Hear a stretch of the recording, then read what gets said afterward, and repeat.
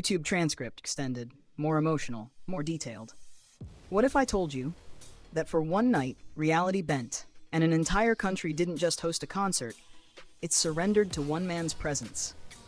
No exaggeration, no hype, because on April 17, inside the legendary Tokyo Dome, something unforgettable happened. And at the center of it all stood Kim Seok-jin. The lights dim, a hush falls over tens of thousands of people, but it's not silence, it's anticipation. The kind that makes your heart race before you even understand why. And then, he appears. And just like that, the entire stadium explodes. It's not just cheering, it's not just screaming, it's emotion bursting out of thousands of hearts at once, because Jin doesn't just walk onto a stage, he arrives like a moment people have been waiting for without even realizing it. And this is where things become almost surreal. Fans have joked for years that Japan is Jinland, but that night, it didn't feel like a joke anymore. It felt like the truth. Outside the venue, something unbelievable was already happening. A nearby store had transformed into something almost sacred. From the entrance to the interior, Jin was everywhere, walls covered in his images, posters layered over posters. His presence wasn't just visible, it was overwhelming. It wasn't decoration, it was devotion. And inside the Tokyo Dome, that devotion turned into something even bigger. Every time Jin moved, every glance, every gesture, the crowd reacted like it mattered. Because to them, it did. But here's what separates Jin from just being popular. It's not just how people look at him, it's how he makes them feel. When he sings, that nickname Siren suddenly makes perfect sense. His voice doesn't just travel across the stadium, it wraps around you. Clear, emotional, almost fragile at times. And then suddenly powerful enough to shake the entire arena. It feels like he's not performing at the audience. He's reaching into them. And then there's his presence. People call him a visual king, a male god of beauty. But those titles don't fully capture it. Because under those lights, it's not just about how he looks. It's the confidence, the control, the way he owns every second on that stage without forcing it, like he was always meant to be there. And then, there are the moments that don't show up in headlines.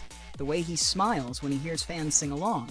The way he pauses, just slightly, as if trying to hold on to the moment a little longer. The way he looks out into the crowd like he's trying to see each person individually. Those are the moments that stay. Now let's talk about something that shocked even seasoned fans. Merchandise. At a BTS concert, every member has global demand. Every member sells. But this time, Jin's items disappeared first. Not hours later. Not midday. By 11 a.m., gone. Completely sold out. That's not just demand. That's urgency. That's fans saying, I need something that connects me to him. Now. And while all of this is happening in one stadium, something even bigger is unfolding across the world. Because at the exact same time, BTS isn't just succeeding, they're dominating. Their latest album, Arirang’, is doing something almost unheard of. For 4 consecutive weeks, they've held the #1 spot on both global Spotify charts, album and song, simultaneously. Think about the scale of that. Millions of listeners, different countries, different cultures, and yet the same result. #1. Again, and again, and again. The title track, Swim, continues to dominate daily rankings, holding its position near the top for nearly a month. But it doesn't stop there. Every single track on the album, all 14 of them, are charting globally.